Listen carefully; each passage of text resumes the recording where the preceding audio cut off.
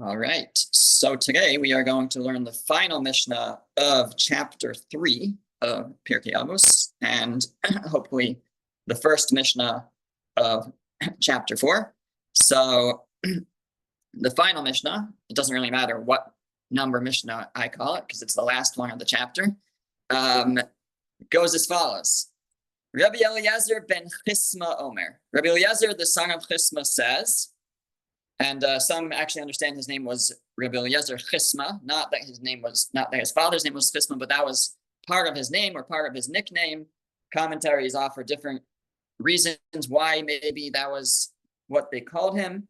The word Chisma, actually, the root of it, if it's a word and not a name, would be chasam, which is to like muzzle, and either he was good at closing his mouth and listening, and that's why they called him that. He was a quiet person, a good listener, or because others were quiet in his presence because they wanted to hear what he had to say. He was the muzzler. And so that's a couple of suggestions for why that might have been what they called him. So what did he say? He said, Kinin upische nida hein gufe halachos. So the laws of kinin, of the bird offerings, and what would they call here? The calculations of menstruation days. Laws relating to nida, to family purity. So there's different calculations involved of when one has to be concerned that a woman might begin to menstruate, or different things which again affect laws of family purity. So it says those are gufe halachos. Those are like the body of halacha. Obviously, those are just two examples, but that's what it uses as the examples. On the other hand, to contrast that, it says tekufos v'gematrios. Here they translate the calculation of equinoxes. Tekufos, calculating the different seasons, and gematrios, gematria from the same root as geometry, mathematics. But we usually understand gematria to be mathematics of calculating the numerical values of different Hebrew words. Parpiraos lechachma. They call that here, they're desserts of wisdom. Those are just desserts. They're not the gufei chachma. They're not the body of the halacha, but they're nice little additions. So what is the message of this Mishnah? So one suggestion the Midrash Shmuel says is that what it's telling you is that we should learn Torah lishma. We should learn Torah for the sake of the Torah itself, not only in order to know what to do, because then we would limit ourselves to only learning the laws that are actually relate to us, but one learns lishma. One learns for the sake of the Torah, for the sake of God, for the sake of connecting to God, for the sake of understanding God's will in the world, and therefore one should learn all areas of Torah, not only those that specifically relate to them. And Kinin, the laws of mixed bird offerings. So there's a whole tractate called Kinin. It deals with, there's different types of bird offerings, and it gets very complicated if one bird is supposed to be, let's say, a certain type of carbon, certain type of offering, and it gets mixed up with another bird that was designated as a different type of offering. You don't know which one's which. So now it's a very complicated question of what one does. So the tractate deals with that. And it's not an easy tractate, and different calculations involved. So even though that's not really relevant to me, number one, because we don't have the temple, we're not bringing offerings now. Even if we were, I might say, well, I don't need to know it. I'll leave it for the Kohanim, the priests, to know it, to understand what to do in those situations, or at least, the rabbi they consult with, but I don't need to know it. But no, all of this is the body of halacha, it's the body of Torah, and it's important for us to study all areas of the Torah. Yeah. Just to connect with last week when you were talking about the tree with the roots and the limbs, and how just studying Torah is not what we're supposed to be doing, but acting upon and following what we've learned. So when you're saying here, learning Torah, you're differentiating, I'm assuming, between those things that we can learn and then act upon, and those things that we could just learn, but are they of equal basis for us at this point? I'm just trying to relate last week's share to this week's, what you're saying now. Okay, thank you. That's an excellent point. So last week we were talking about someone who his wisdom outweighs his deeds, and the main approach we took with that means somebody who learns a lot but doesn't actually apply anything that they learned. So and the Mishnah was had let's just say wasn't a fan of that. So on the other hand, we're saying that you should learn things even if they don't apply. Right. So I think so like you I think pointing out in the question, there's definitely two areas here. There's things that we could apply. So when we learn those things, we should apply them. And if we don't, it's like, well, are we just learning it to look good? We're learning it to know what God's will is, but not actually to put it into practice. So areas that we're able to apply, whether it's the way a person conducts themselves in terms of ethics, in terms of Jewish law, whatever, whichever area. So those we need to put into practice. On the other hand, we're talking here that we're suggesting that in addition to that, it's also important to learn even the things that we can't apply, even things that don't apply to us practically, because it's still a part of understanding God's will. There's, of course, many layers to Torah, and in terms of what's more important, right? I think there's definitely importance of a person needs to know what they're supposed to do. So that's definitely of great importance, but maybe it shouldn't be all practical, and it's important to learn other areas too, right? Each person, I guess, in terms of how they balance it may depend on their situation. Okay. And then in terms of so he says that Kenan, the laws of burnt offerings are really not so applicable. It's interesting. He says that, but the laws of Nida, of family purity, are very practical. Now, for some people, they're very practical, but he thinks it's like a contrast. Like, this is this is something that's never practical, and this is something that's always practical. And I didn't really understand the contrast. Besides for that, of course, it's not always practical for certain individuals, depending on, their family status, their age, their gender, so many different things.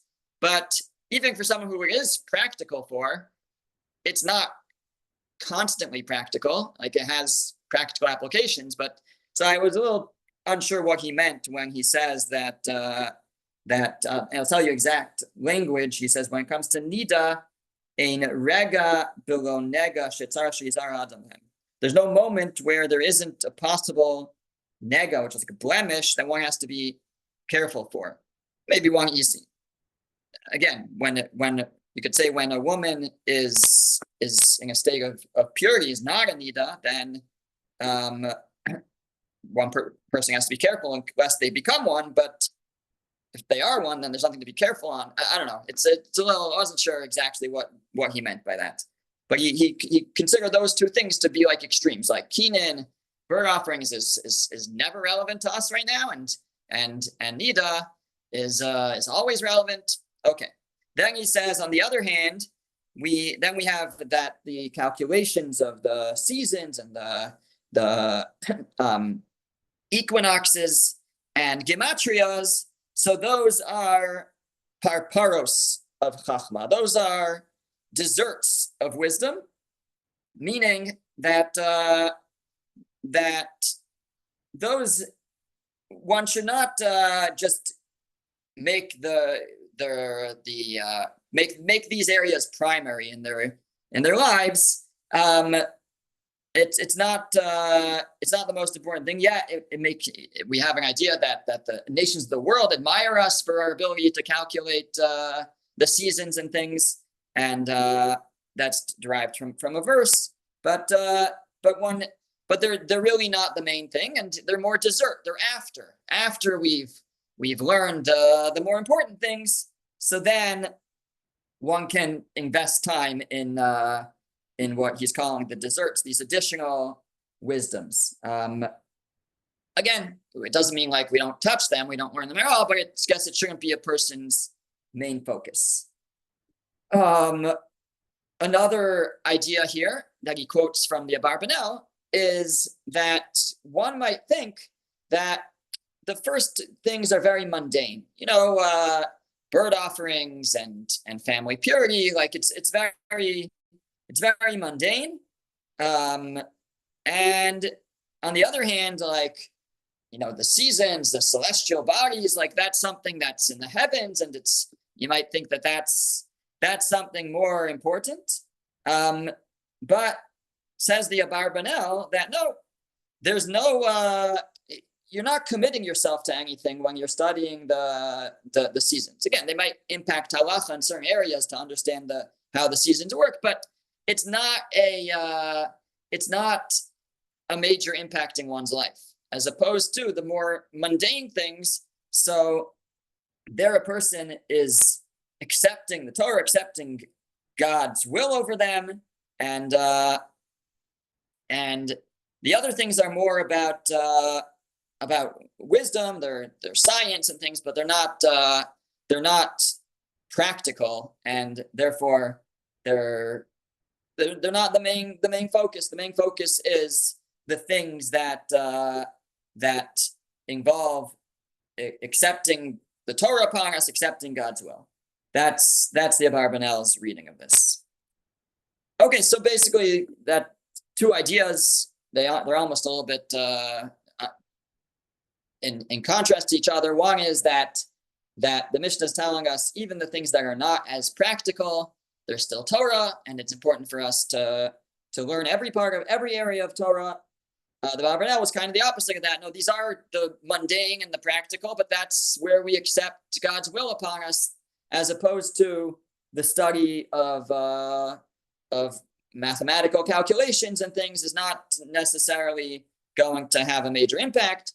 Those are the desserts. Those are the things that they make a person look wise, but they're of less importance in one's daily regimen of study. Okay. So concludes the third chapter of Pirkei Avos, and now we're going to start the fourth chapter. The fourth chapter begins with a very famous Mishnah, and really a very important Mishnah, and it reads as follows. Ben Zoma Omer, Ben Zoma says, Eizehu Chacham, who is a wise person? Halomed Mikol Adam, it's one who learns from every man. Shenemar, and it quotes a verse to prove this. It's a verse in Tehillim, in Psalms. Mikol melamdai hiskati. King David says, from all who taught me, I have gained understanding.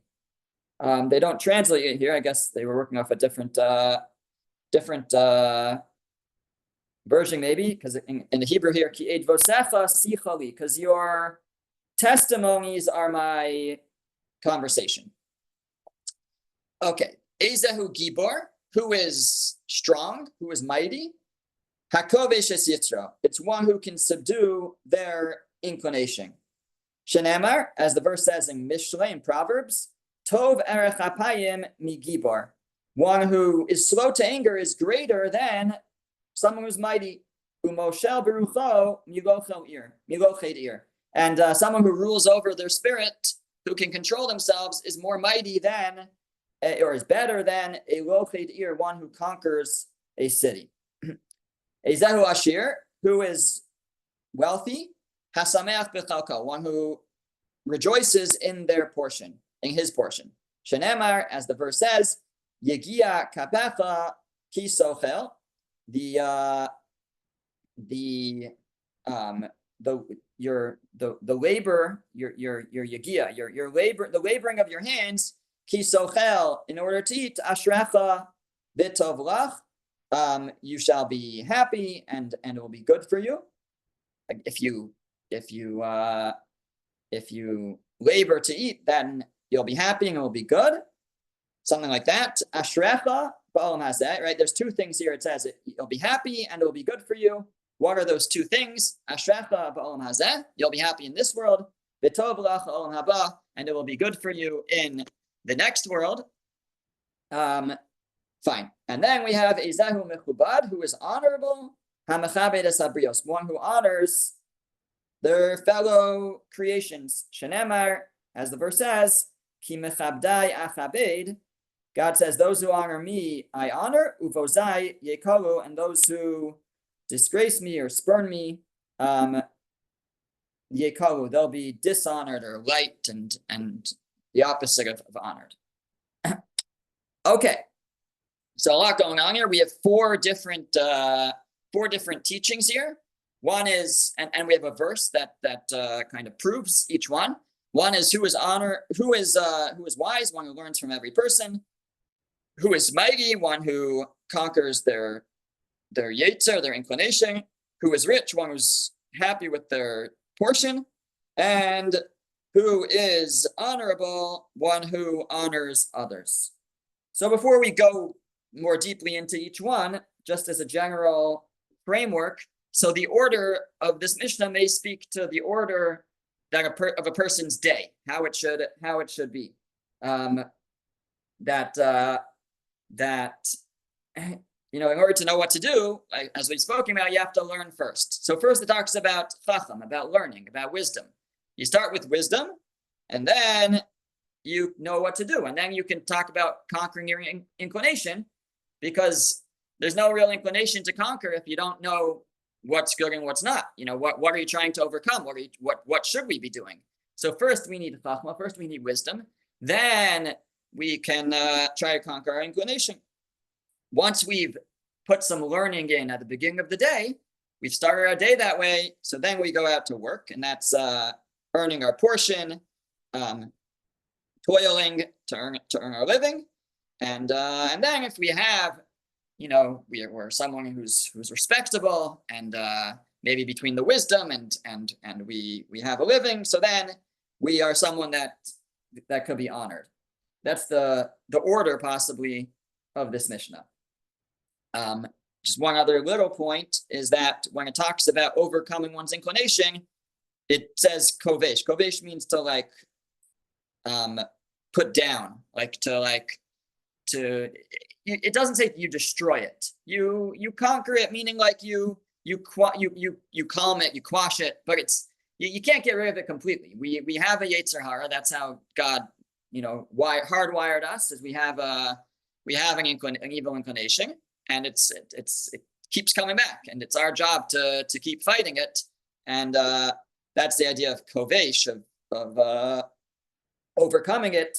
But it doesn't say that if you obliterate it, because that's not possible.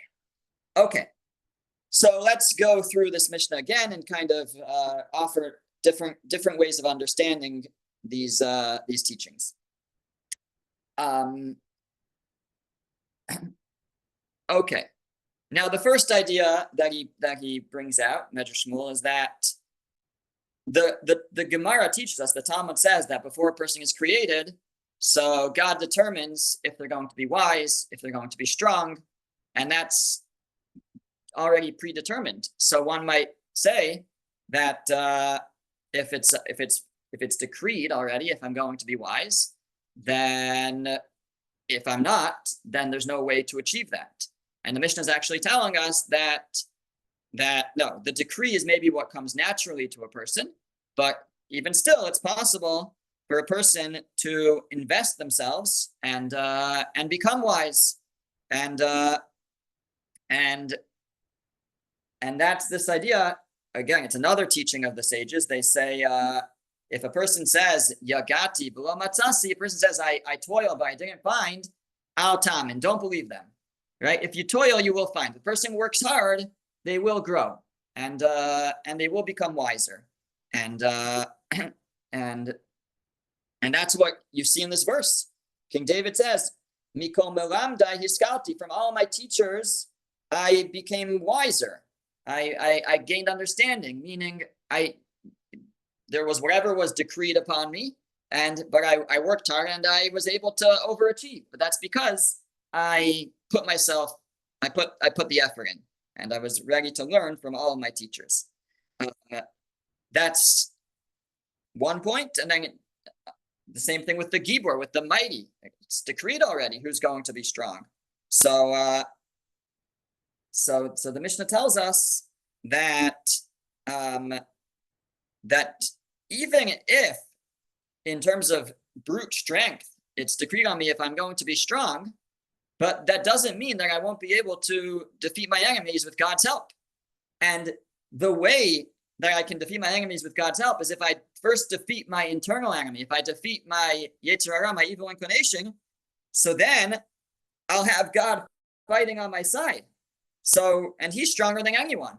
So I don't need to, it's true, I may not be the strongest person physically, but if I have God fighting on my side, then I'm the strongest person.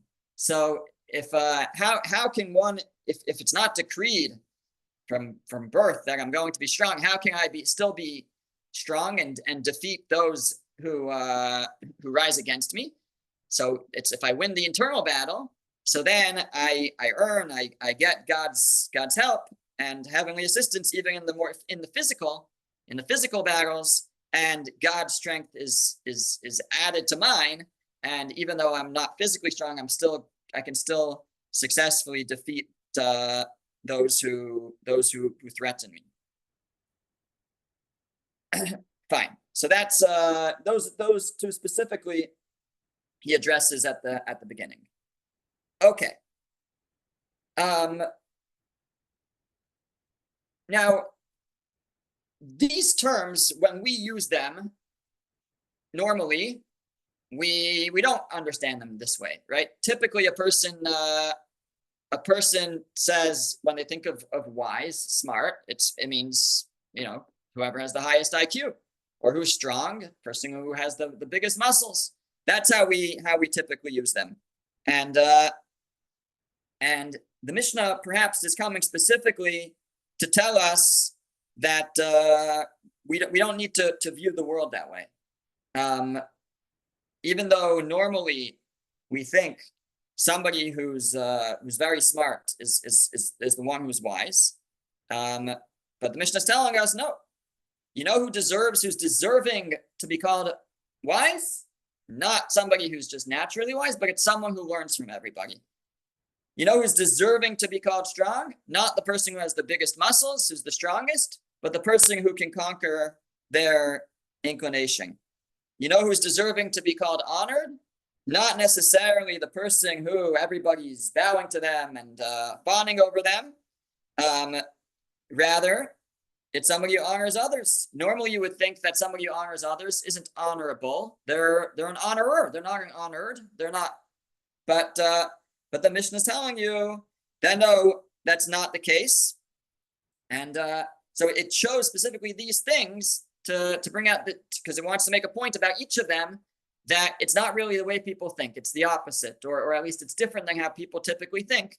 If you want to really define these things, these are the definitions. Why? Why is it that you define wisdom as somebody who wants to learn? So somebody who's ready to learn from others. So he says as follows.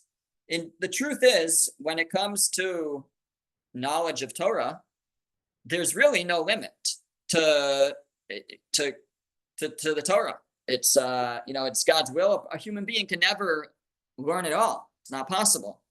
And so at no point what can somebody say, okay, I learned it all, I'm finished. Right? There's always more, there's always deeper, and there's always more to discover.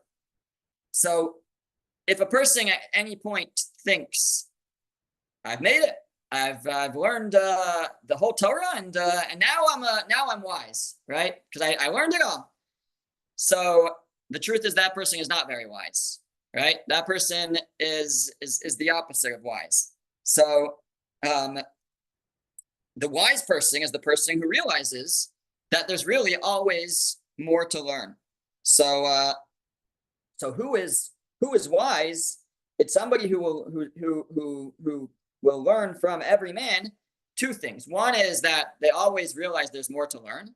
And number two, they're willing to get it from wherever it comes from. They have that humility to be able to get it from wherever it comes from. And he makes a beautiful point. He says how perfect is the language that our sages use to describe a Torah scholar. What's a true Torah scholar? What do we call it? We call it a Talmid Chacham. What's a Talmid Chacham? It's Talmid is a student. A Chacham is a wise person. So it seems like a contradiction. Either you're a student or you're very wise. How can you be both? So he says, well, it's possible to just be a Talmid. Sometimes you could just be a student before you gain wisdom. But there's no such thing as just being a Chacham and not being a Talmid. You can't be wise and also not be a student. Anybody who's wise will constantly will realize that they are always a student, and that's why the sages use that term to describe a Torah scholar is a Talmid Chacham, somebody he's wise, but he's still a student. He's always learning. He realizes he's always a student. He's always learning more. And it proves it. It backs up this point from the verse that in Tehillim 119, where King David HaMelech says, "Mikom lamdai hiskalti." I learned from all my teachers. Now, it doesn't say there he was doesn't use the word chacham. It doesn't say wise. It says maskil, which is maybe a slightly different type of understanding. But the previous verse does use the root chacham, because the previous verse there in Tehillim, it says, "Me oivai tichakemeni mitzvosecha." From my enemies, your mitzvos make me wiser. Meaning, because of your mitzvos, it's more clear that I'm wiser than my enemies. Why? The verse goes on, because le'olam hili, and he interprets that. And there's a teaching of the Chazal, of the sages, in this light, that the halacha always goes like me. We always rule like me. So King David says that from your mitzvos I am shown to be wiser than my enemies. His enemies that he's referring to were two of his teachers, really, Doeg and Achitofel. And Doeg and Achitofel were his teachers, but they were also his enemies. They both pursued him later and became his enemies. And he says, from your mitzvos, I've been shown to be wiser than my enemies. And in what way is that? Because le'olam hili, because we always rule like me. And how did I reach that? That's where we lead into our verse now, that we actually quote, because from all my teachers I learned. And I always understood that I need to be able to learn from others. And I was never too arrogant not to learn from others, even those who were smaller than me in knowledge. I learned from everyone. So he's really saying, how did I become wise? How did I what made me wise? It's that I was ready to learn from everybody. And that's where, and that's this idea King David is teaching us, that one who's willing to continuously learn from others is one who is considered wise. If anybody at any point thinks that they've learned it all, so that's a signal, that's a sign that they're not too wise. Okay, then he continues, the Mishnah continues, and it says, who is mighty? One who conquers their inclination. So it's very interesting, because if you read the verse that it brings, so it says, as a proof to this, Tov erech hapayim migibor. One who's slow to anger is better than a gibor, than a mighty person. So 1 second, we just said, what is a mighty person? It's somebody who can overcome their inclination. What's the proof? Because it says somebody who's slow to anger is better than a mighty person. But 1 second, I thought that's not a mighty person. We're trying to define that a mighty person is not somebody who's physically mighty, but yet the verse that we're bringing describes somebody who's physically mighty as Gibor, as that very word. So the proof seems to contradict what we're trying to say. The verse itself defines a strong person as a Gibor. And we're trying to say that's not a Gibor. A Gibor is something else. So the proof from the verse seems to be problematic. So he suggests as follows, that what the King Shlomo here in Mishnah in Proverbs meant was that both of these people, somebody who's slow to anger and somebody who's physically strong, they're both Giborim. They're both called Gibor. They're both mighty in different ways. They both fight. One fights their inclination. One fights their enemies. And since they're both mighty, we can call one better than the other because we're talking about the same thing, right? You can't, if you're talking about different things, you can't say, that one is better than the other. I like chocolate better than, I don't know, roller coasters. I mean, I guess you could say that, but like, different, when things are nothing to do with each other, then you don't compare them. But because these two things do have what to do with each other, they're two types of strength. So it's fair to compare them. And it's telling us that somebody who can overcome their inclination, they're slow to anger, and they're moshel berucho, they rule over their spirit. So that person is greater than somebody who is physically strong. The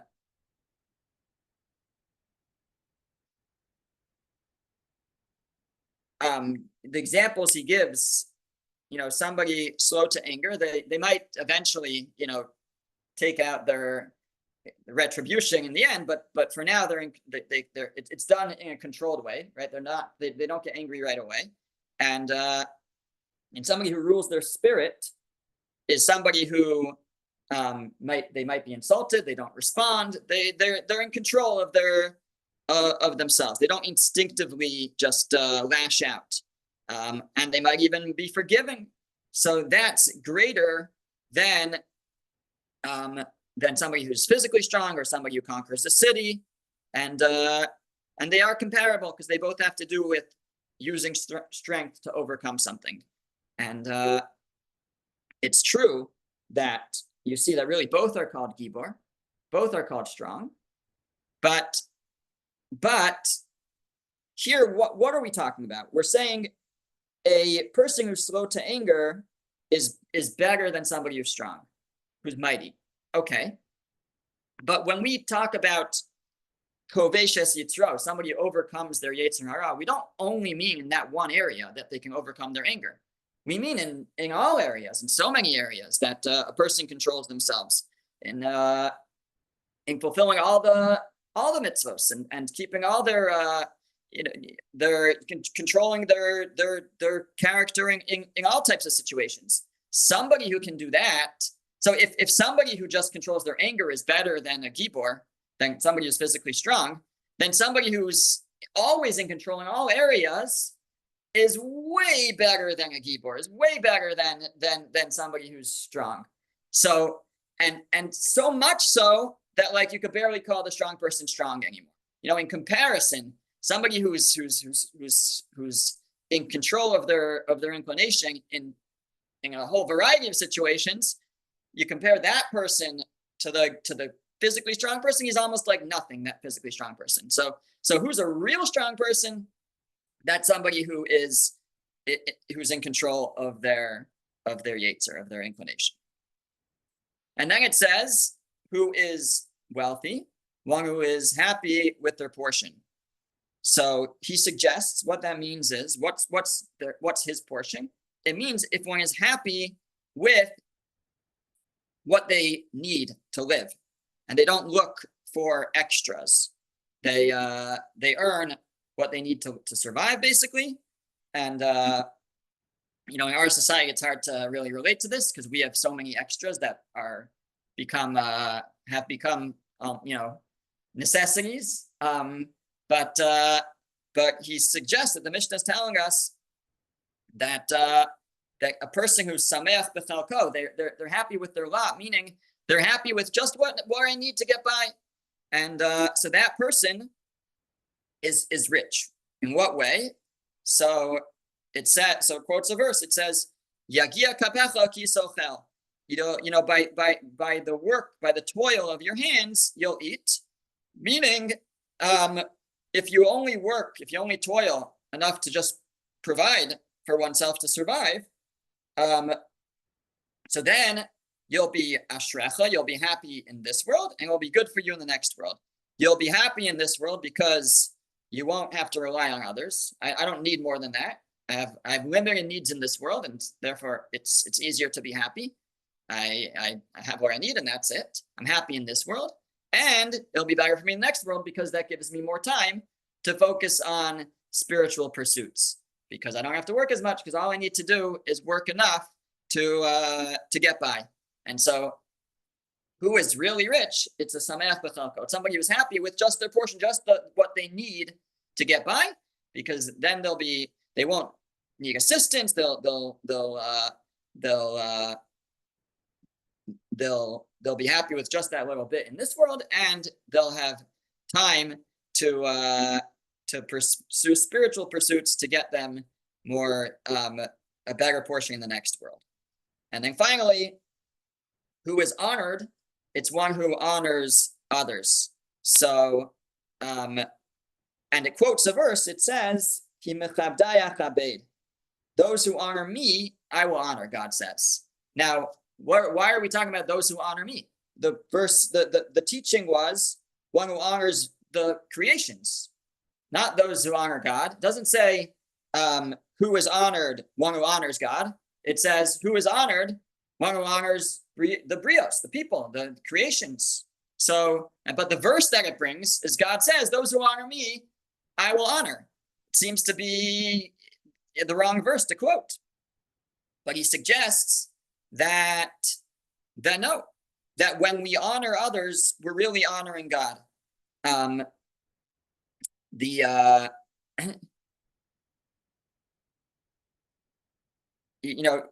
Jewish people are what we call chevel nachal aso. They're like a rope of his inheritance. So we have this special bond with God, and if somebody dishonors the Jewish nation, they're like dishonoring God's special people, and the same with honoring them. When we honor our fellow people, so it's like we're honoring God Himself, and that's what God says. That's what the verse says. "Those who honor me, I will honor," meaning by honoring each other, we are bringing honor to God Himself, and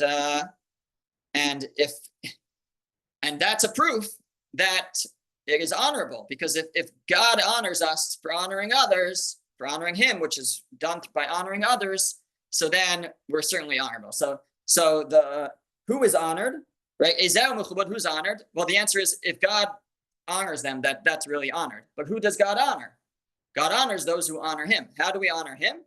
By honoring others. And the opposite, as the verse concludes, with bozai yekalu, those who spurn me shall be dishonored. If they spurn each other, then they'll be dishonored. So that's one read through of these four ideas. And so just to quickly review that, and then hopefully we'll do one more read through. So who is wise? It's one who learns from others. So, it's not necessarily because somebody could be very smart, but if they think they've learned it all and they're not ready to learn more, then they're not actually very wise.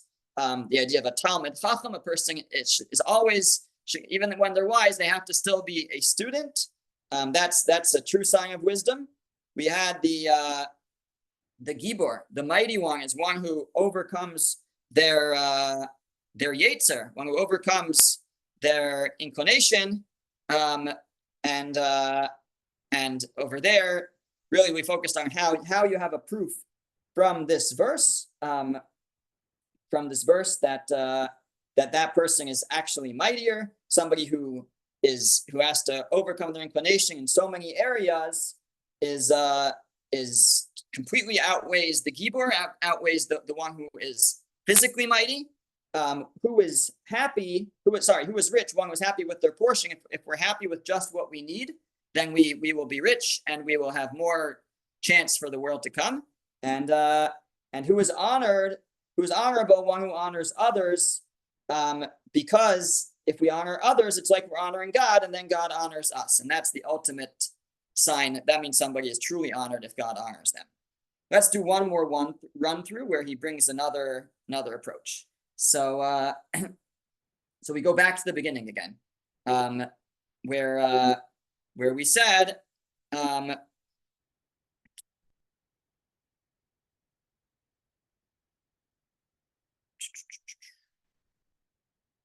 second, it might be out of order. Oh no, he goes back. He doesn't do the first one again. So let's go to the second one. Who is mighty? One who overcomes their inclination. So what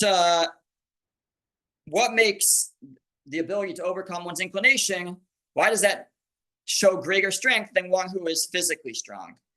So he says, first of all, it's constant. We're constantly fighting our Yetzer Hara. When you fight a battle, so here and there, but you fight and then it's done. But the battle against our evil inclination is constant. Secondly, when a person fights in battle, so they know that they're saving their body. It's clear they're threatened, and it's easy to relate to. When they're fighting the Yetzer Hara, they're fighting for their neshama. They're fighting for their soul. That could be a sign of its greater importance, or maybe it's a little bit of a more hidden thing, and therefore it takes more strength to fight that. And thirdly, when we fight in a battle, so we know that the enemy's out to get us. And so we fight with all our strength because we know that they're trying to kill us. But when we fight the Yetzer Hara, the evil inclination, so it's a little bit more difficult because the Yetzer Hara doesn't appear as an enemy. It appears as a friend. It appears as just and tries to convince us that its way is the right way. And it's a much harder battle to fight. So therefore, because of that, that's why King Shlomo says that one who's slow to anger is greater than a person who's physically strong, because it really takes more to fight that battle against the Yetzer Hara.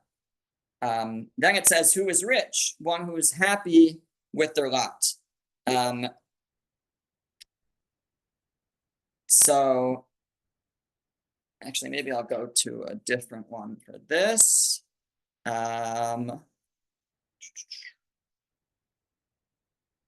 Maybe we'll do the...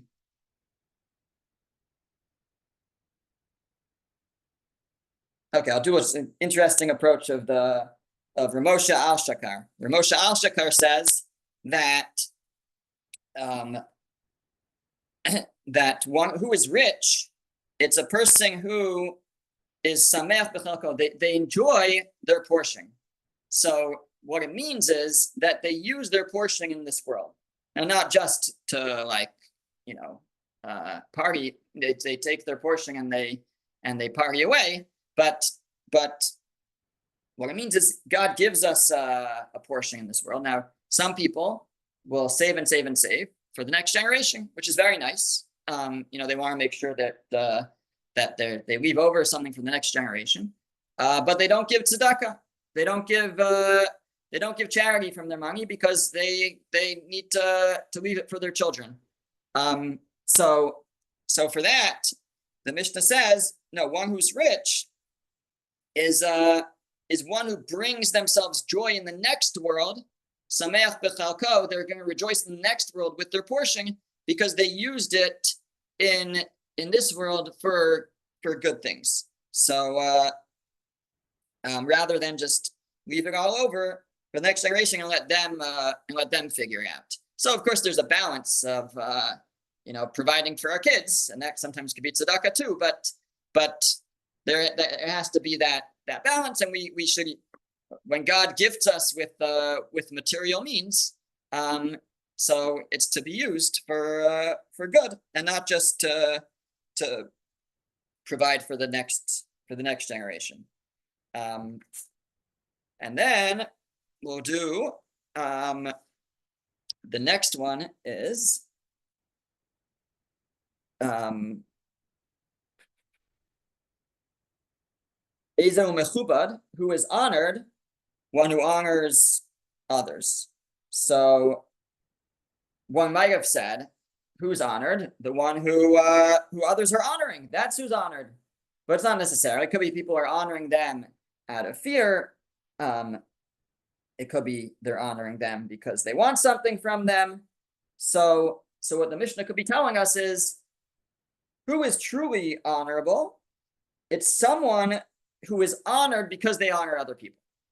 So when you see somebody who's honored by others, it doesn't necessarily mean that they're actually honorable, but and deserving of honor.